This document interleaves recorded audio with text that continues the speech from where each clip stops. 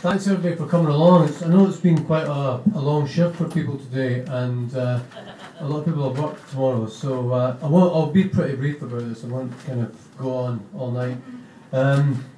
This is it's an excerpt from a novel that's going to come out probably next year or the year after that. It's a prequel to Trainspotting. It's the same characters, and there's kind of Rent and Spud, Begbie, and Stick Boy, as well as Tommy and another guy called Keysbo, and they've broken into this house. Basically, some of the guys are just doing it because they want money, and most of them are some of them want to feed their growing heroin habit. Other ones just they're just along for the ride. Basically, all you need to know is that they've borrowed a van from this guy called HP. His name is Harry Pierce. He's known as the heterosexual poof, and he's kind of Sick Boy's rival. Sick Boy kind of detests him, basically. But they've borrowed his van, and they've borrowed another couple of vans, and they're off. And the narrator of this is Spud, who's quite a sort of gentle soul, really, and is being kind of pulled along in the slipstream of these guys who've got this kind of growing heroin habit, as he does as well. So they've just broken into the house, which is the house of a QC, which in Britain is a Queen's Counsel, which is a kind of top lawyer who's actually prosecuting this guy from a rival gang called Cha Morrison, and that's another reason they're breaking into his house. They've cased it for a while, and the family are on holiday, and they've broken in. So here's Spud. We get sent into this huge kitchen with a stained floor and a big island in the middle, like the inns you see in America, like in the films and that, Ken? Keysbo turns to Rents and goes, "This is what we'll have, Mr. Mark, when the band takes off, but in LA or Miami, and with a big pool at the back." "Sure," Rent squirms. "The only thing that's rock and roll about us is all the gear we're taking." "Ah, but heroin doesn't affect the rhythm section the same, but Mr. Mark. We can still do our job," Keysbo explains, and he's gone through the cupboards, then starts putting some bread in the toaster. "Look at the jazz men. They just sit back and groove, especially on the skins. I mean to say, take Topper Headon for example. He pulls at his tight Clash City Rockers XXXL t-shirt. They threw him out for fucking skag, Keith." Rent shakes his head at the big gadge.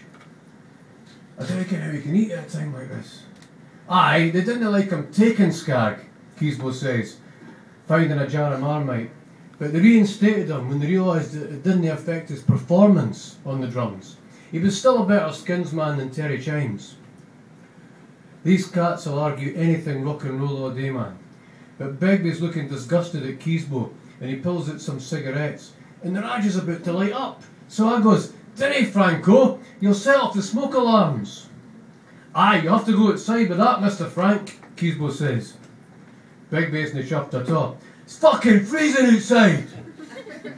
"But Franco, I need fucking snout, right?" And he looks at Keysbo and goes, "Every cunt else is doing what they fucking well want.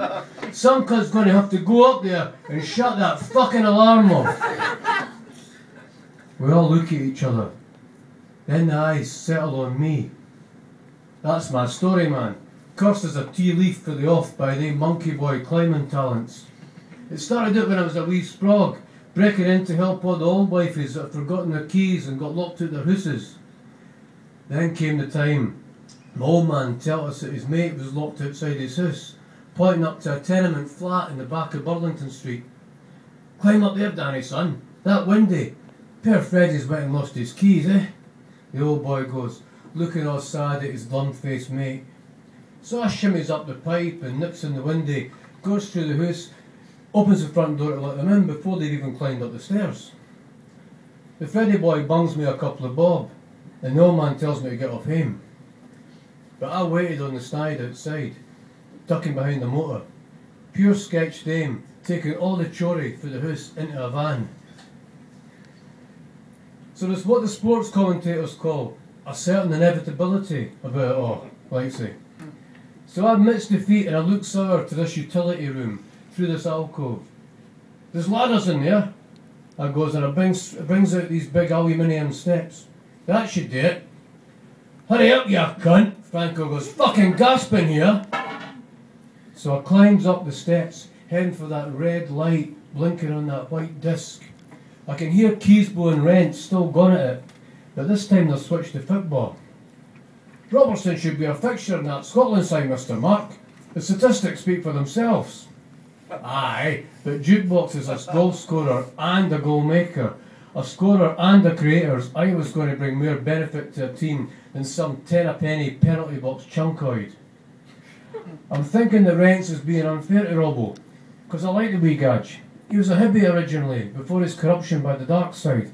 And I'm about to say something, but I'm not that happy because these ladders they're wibbly wobbly on that uneven stained flare. But my eager mitt is closing around this detector and I'm just about to unscrew it when I feel a twist and a squeak and my soul's separating from the metal and I'm flying through the air and the next thing, I'm lying on my back on the stained floor, just lying there, looking up at that blinking red light.